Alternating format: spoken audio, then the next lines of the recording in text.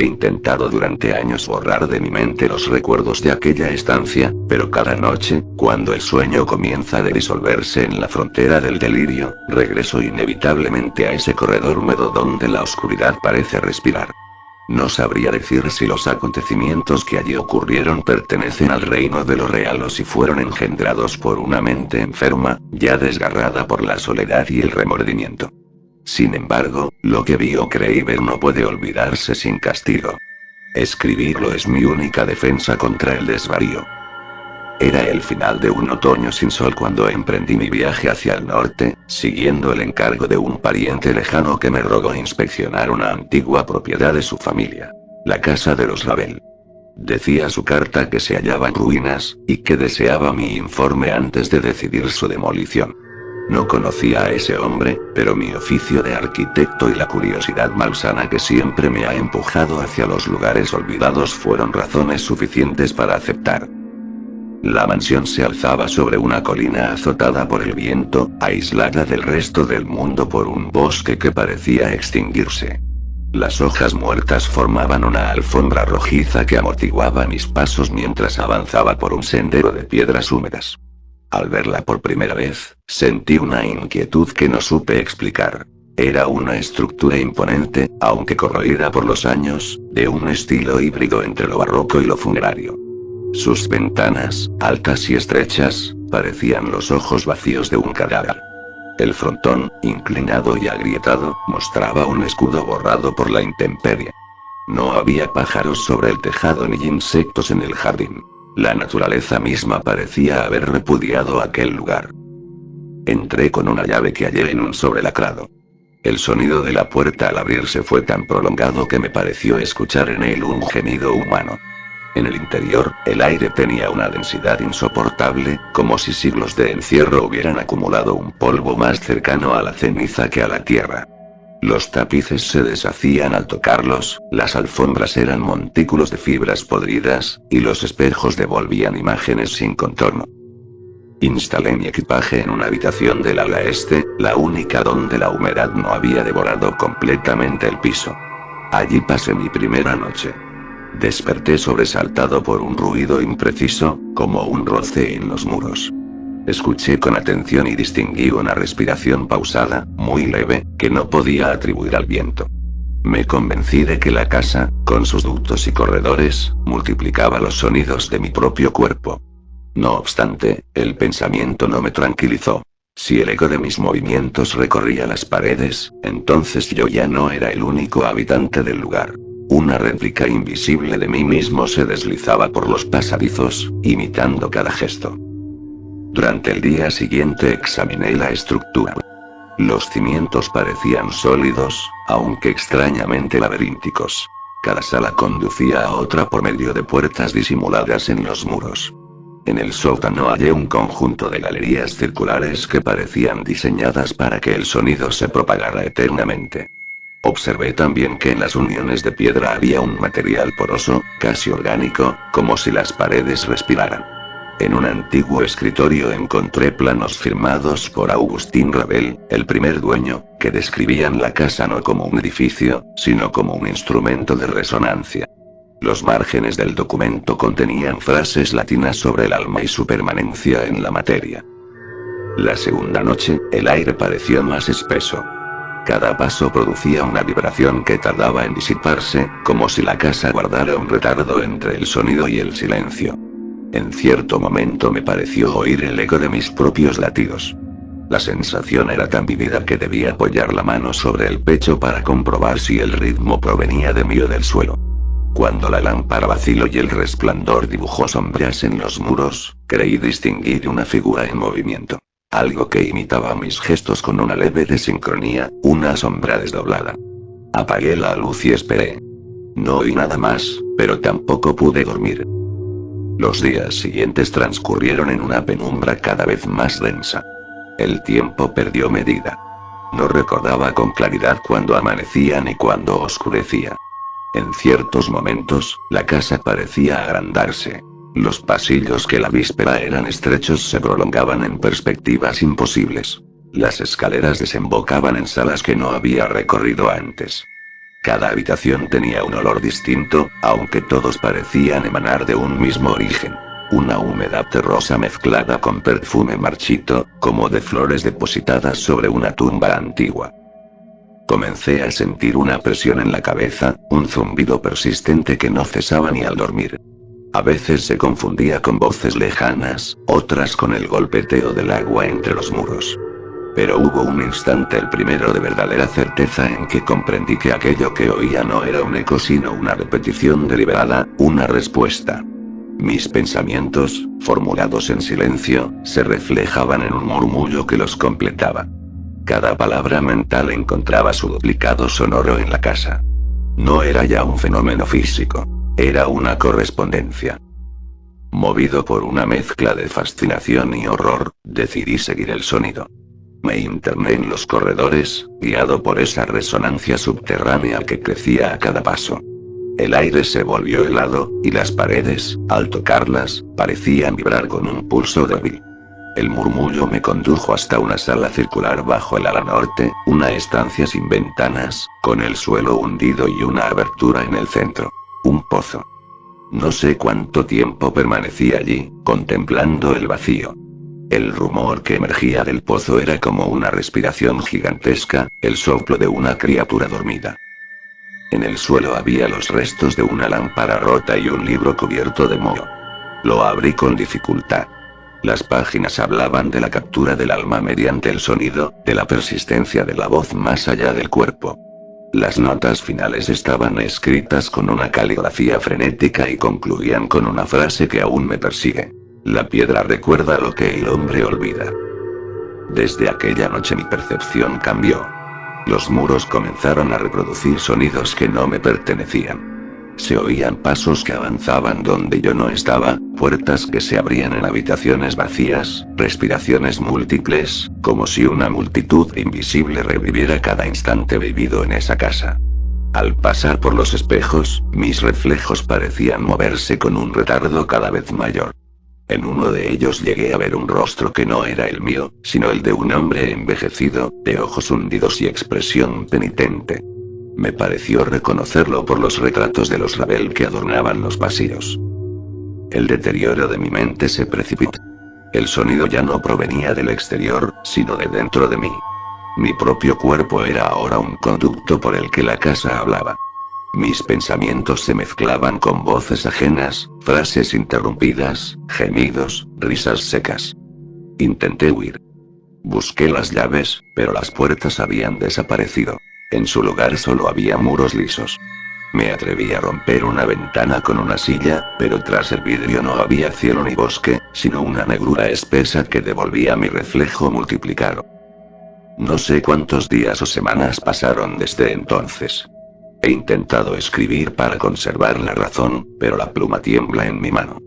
Cada palabra que trazo sobre el papel es acompañada por un susurro en la habitación, una repetición exacta, como si otra mano invisible copiara mi escritura. He comprendido que la casa me absorbe poco a poco, que cada sonido que emito se transforma en piedra, que cada pensamiento se solidifica en sus muros. No soy ya un visitante, sino un componente de su resonancia. La lluvia cae sin cesar sobre el tejado. A veces creo oír pasos en el piso superior, y sé que pronto alguien llegará, enviado como yo por un pariente remoto, a inspeccionar las ruinas. Cuando eso ocurra, la casa despertará de nuevo y mi voz, confundida con las demás, repetirá desde las profundidades sus pensamientos, hasta que él también se convierta en eco. Y así, generación tras generación, la casa perpetuará su existencia, alimentándose de las almas que la habitan, conservando sus voces en la piedra húmeda que late bajo sus cimientos. Ninguna demolición podrá destruirla, porque no es una casa. Es la memoria del miedo, la resonancia eterna de la culpa y del silencio. He dejado este relato sobre la mesa, aunque ignoro si alguien lo leerá. Quizás, cuando la tinta seque, el papel se disuelva en polvo y mis huesos descansen dentro de estos muros, las palabras continúen hablándose solas, infinitamente, como los ecos que nunca cesan.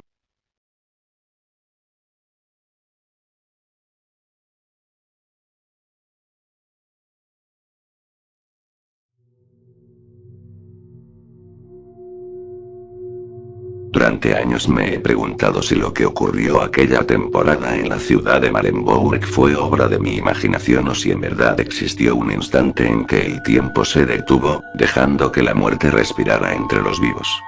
Nadie lo recordará ya. El puerto fue arrasado por el fuego, las campanas enmudecieron y los relojes se oxidaron en los escaparates. Solo yo conservo la memoria y el sonido de aquel reloj maldito, el que perteneció al sepulturero.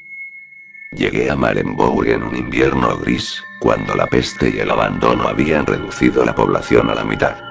Buscaba un refugio donde escribir en soledad un tratado sobre la caducidad de las cosas, una obsesión que había dominado mis pensamientos desde la muerte de mi esposa. Alquilé una casa frente al cementerio, atraído por su silencio. Desde mi ventana podía ver las cruces torcidas, el muro cubierto de hiedra y la torre inclinada donde un viejo guardián, el último sepulturero, vivía entre los muertos.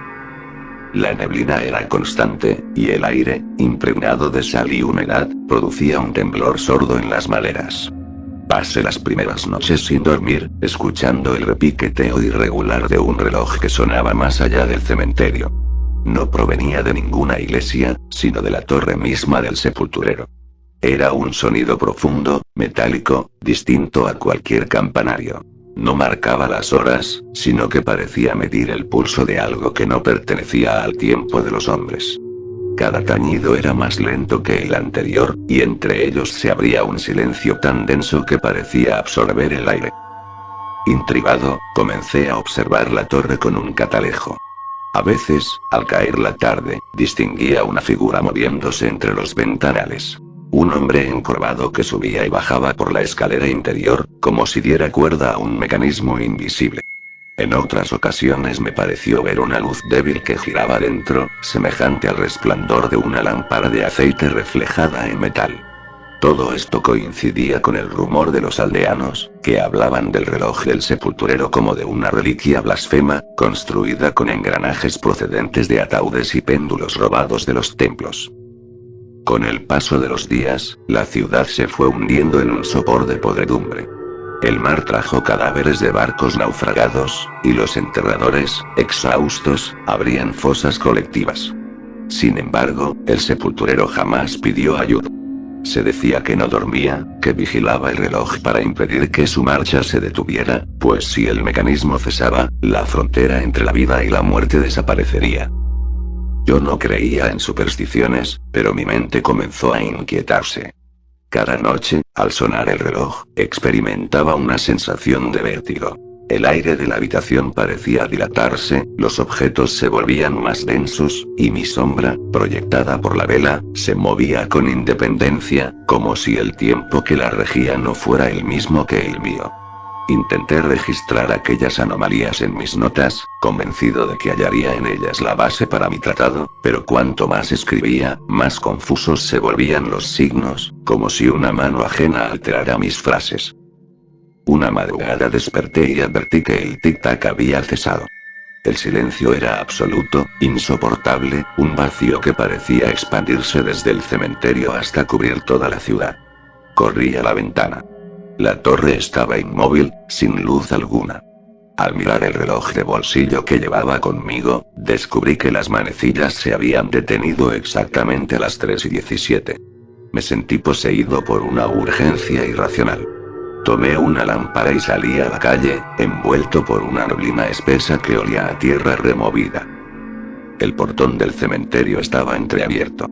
Crucé el umbral y avancé entre las tumbas, guiado por el resplandor vacilante de mi lámpara.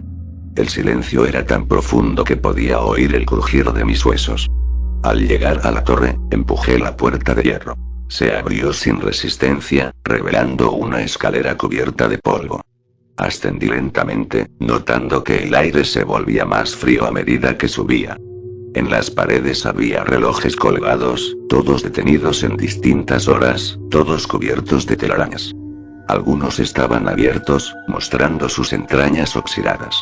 Otros goteaban un aceite oscuro que manchaba los peldaños. Al llegar a la cima, me encontré con una sala circular iluminada por una lámpara agonizante. En el centro, suspendido por cadenas, colgaba un enorme mecanismo compuesto de engranajes y péndulos de diferentes tamaños. Su estructura parecía latir, como un corazón metálico. Sobre el suelo, rodeado de herramientas, yacía el cuerpo del sepulturero, inmóvil, con los ojos abiertos. Tenía el rostro de un hombre que había visto algo que no debía ser visto. A su lado, un reloj de bolsillo marcaba las 3:17. Me incliné sobre él y noté que el aire vibraba débilmente, como si la torre respirara. Entonces comprendí que el sonido del reloj no provenía del mecanismo, sino del propio cuerpo del muerto. Un tic-tac tenue emergía de su pecho, acompasado con un temblor casi imperceptible. El reloj y el hombre eran uno. Retrocedí, horrorizado, pero el suelo comenzó a girar bajo mis pies. Los relojes de las paredes cobraron vida al unísono, todos marcando distintas horas, todos emitiendo un sonido desfasado, creando una cacofonía de minutos que se devoraban entre sí. La lámpara se apagó. Sentí que algo me arrancaba la respiración. Cuando desperté, me hallaba en mi habitación, cubierto de polvo y con las manos manchadas de aceite. El reloj de mi mesa marcaba las 3:17. Intenté escribir lo ocurrido, pero mis recuerdos se disolvían con rapidez, como si el tiempo los borrara mientras los evocaba. Desde aquel día, la torre del sepulturero desapareció de mi vista. Donde antes se alzaba su silueta solo quedaba un espacio vacío, una bruma suspendida. Los aldeanos aseguraban que nunca existió tal edificio, que en ese lugar siempre hubo únicamente un camposanto sin torre. He intentado abandonar Marenburg, pero cada vez que emprendo el camino hacia el sur, regreso sin saber cómo al punto de partida. La niebla me envuelve y el puerto se repite una y otra vez, idéntico, con los mismos barcos podridos, los mismos cuervos inmóviles sobre los mástiles.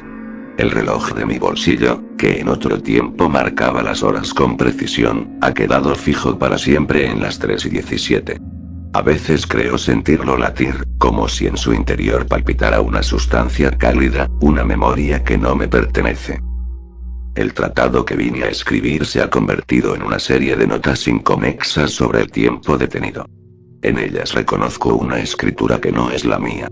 Letras torcidas, frases que repiten obsesivamente la misma fecha, el mismo número, la misma hora. He comprendido que el reloj del sepulturero no medía el paso del tiempo, sino su detención, y que cada tañido que escuché fue un aviso, un compás que preparaba el instante final en que la vida se funde con la eternidad. Ahora el tic-tac ha regresado. Lo oigo bajo el suelo, en los muros, dentro de mi propio pecho.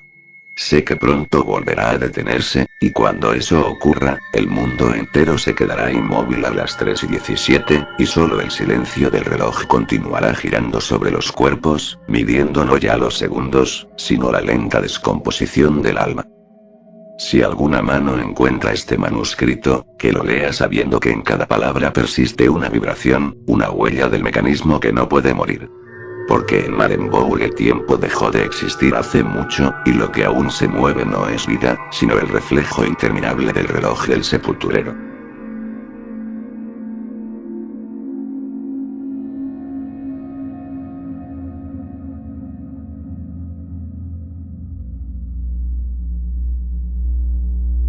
No hay espejo en esta habitación, y aún así no necesito uno para saber que mi rostro ya no me pertenece. Lo veo en las paredes, en las sombras, en las manchas de humedad que descienden como raíces negras desde el techo. Todo lo que me rodea refleja mi imagen en distintos estados de corrupción. Y lo más terrible es que cada una de ellas se asemeja más al retrato que pinté que a mí mismo. No sé si fue la enfermedad, el aislamiento o el arte lo que me condenó, pero estoy convencido de que aquel cuadro no fue solo una obra, sino una transfusión, un traspaso invisible de sustancia entre lienzo y carne. Si ahora escribo estas líneas, es únicamente para registrar mi descenso antes de que mi conciencia se disuelva del todo en la materia pictórica. Hace meses o quizá años, pues el tiempo se ha vuelto para mí una sustancia pegajosa y sin forma, fui invitado a restaurar una serie de pinturas en una mansión abandonada en las afueras de Viena. Su dueño, un coleccionista de arte funerario, había muerto sin herederos, y las autoridades locales me permitieron residir allí mientras trabajaba. El lugar era un laberinto de pasillos húmedos, habitaciones tapiadas y ventanales cubiertos por cortinas de terciopelo que no dejaban pasar el sol. Desde el primer momento supe que aquella casa había sido construida no para habitarla, sino para conservar algo. Algo que respiraba, oculto entre las paredes. Entre los cuadros que debía restaurar, había uno especialmente deteriorado. Un retrato sin firma, cubierto por una capa de polvo que lo hacía casi ilegible. A la luz de la lámpara se distinguía vagamente una figura humana envuelta en sombras, con los ojos apenas insinuados. La factura del trazo era extraña. Parecía más esculpida que pintada, como si la materia misma del lienzo tuviera volumen.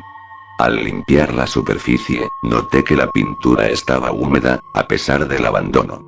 El aceite no había secado. Y debajo de la primera capa, emergía lentamente un rostro y mi rostro.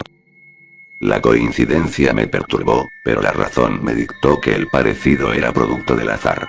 Continuó la restauración. Sin embargo, a medida que trabajaba, sentí que la imagen se completaba por sí sola, sin que yo añadiera pigmento alguno.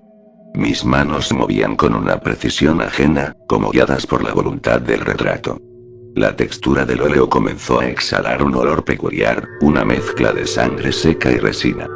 Creí sentir el calor de una respiración que provenía del lienzo. Las noches se volvieron insomnes. Desde mi lecho, podía ver el cuadro apoyado en la pared. Su mirada la mía parecía seguirme incluso en la oscuridad. Algunas veces juraría que parpadeaba. Otras, que el fondo negro respiraba con lentitud. La habitación amanecía siempre impregnada de un polvo fino, semejante al de yeso, pero más espeso, más orgánico, como si proviniera del interior del cuerpo. Comencé a enfermar. Una fiebre viscosa se apoderó de mí. Cada vez que me acercaba al espejo, el único que entonces aún existía, notaba que mi piel adquiría un tono pálido y graso, como si estuviera cubierta de barniz. Las venas se marcaban con la intensidad del azul cobalto, y el pulso de mi cuello vibraba al ritmo de un pincel invisible. Me convencí de que la pintura absorbía algo de mí. Energía, vitalidad o quizá alma. Intenté cubrirla con una sábana, pero por las noches oía un leve chasquido, como si el lienzo se tensara, y al amanecer el velo aparecía caído en el suelo, manchado con la misma tonalidad que usé para pintar los labios. Un día, al despertar, hallé el retrato terminado. Era una representación perfecta, más fiel que cualquier espejo, más viva que mi propio cuerpo. Pero había algo imposible en él. Mostraba una juventud que yo ya no poseía, una frescura de piel que solo la muerte podría devolver. La expresión era serena, casi beatífica, mientras la mía se había tornado amarillenta y temblorosa. En el reverso del lienzo descubrí una inscripción apenas visible. Lo que es preservado en el arte, se extingue en la carne. A partir de ese momento, mi cuerpo empezó a descomponerse con una lentitud insoportable. La piel se me agrietó como la superficie de un cuadro antiguo, los ojos se volvieron opacos, y la sangre se espesó con la densidad del aceite viejo. Sin embargo, el retrato brillaba con una vida cada vez más intensa. Su mirada adquirió un fulgor húmedo, su piel parecía emitir calor, y un día, al rozar el marco, sentí que bajo la superficie del lienzo latía un pulso. Intenté destruirlo. Tomé un cuchillo y hundí la hoja en la tela. Pero no hubo desgarro. El material era más duro que la piedra. La hoja se dobló y me corté la mano. La sangre cayó sobre la superficie del cuadro, y la figura sonrió. No con mis labios, sino con los suyos. La herida en mi mano se cerró de inmediato, pero el retrato presentaba, en el mismo lugar, una mancha roja que nunca se secó. Comprendí entonces que mi cuerpo había dejado de obedecer las leyes naturales. La herida, el cansancio, el sueño, todo se había trasladado al óleo, como si la pintura me sustituyera en la existencia. Desde ese día, comencé a desvanecerme lentamente. Mi sombra se volvió transparente. Cuando me acercaba al retrato, sentía que su calor absorbía el mío. En ocasiones, al respirar, notaba que el aire no entraba en mis pulmones, sino en el lienzo. Las noches eran un continuo proceso de desaparición. Yo me apagaba, mientras la pintura adquiría relieve, consistencia, presencia. El rostro pintado parecía ya no estar dentro del cuadro, sino más allá, en un espacio entre el sueño y la materia. La casa entera empezó a cambiar. Las paredes exhalaban un olor a barniz fresco. El suelo reflejaba la luz con un brillo aceitoso. Los muebles parecían cubrirse con una pátina de color.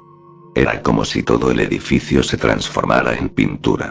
Mi respiración se mezclaba con el roce de los pinceles que no podía ver. Cada sonido, el crujido de la madera, el murmullo del viento se convertía en un trazo más del cuadro total que me contenía. He comprendido que el retrato no era una simple obra, sino una trampa. Alguien, tal vez siglos atrás, transfirió su alma al óleo para escapar de la muerte. Y ahora el cuadro exige un sustituto. Una nueva presencia que lo mantenga vivo. Ese sustituto soy yo. El proceso está casi completo. Mi piel es ya del mismo tono que el lienzo, y cuando me acerco, mis dedos no dejan huella. Atraviesan el aire y se hunden en la superficie con la docilidad de un pigmento húmedo. No temo morir, porque sé que la muerte no será desaparición, sino permanencia. Dentro del cuadro el tiempo no transcurre. Todo permanece suspendido en una eternidad de color. Sin embargo, temo lo otro. Temo convertirme en una imagen inmóvil que observa sin poder cerrar los ojos, condenado a contemplar para siempre a quien venga después a restaurar lo que fue mi carne. Escribo estas últimas líneas con una mano que ya no siento. El papel tiembla, y las letras se mezclan con manchas que no distingo si son tinta o pintura. Oigo el sonido de un pincel que se aproxima, lento, rítmico, inevitable. Siento su roce en mi frente. Ya no hay diferencia entre la sombra y la luz, entre el cuerpo y la materia. Pronto la casa entera será un lienzo, y dentro de ella, atrapado para siempre, estará el retrato de un hombre que quiso restaurar una pintura y terminó restaurando su propia condena. Cuando todo haya secado, alguien hallará este manuscrito pegado al reverso del cuadro. Lo leerá bajo una luz incierta, y al levantar la vista verá que la figura retratada lo observa con una intensidad demasiado humana. Entonces comprenderá que la pintura aún respira, y que lo que fue mi alma lo espera en silencio, para que la eternidad vuelva a humedecerse con otra carne.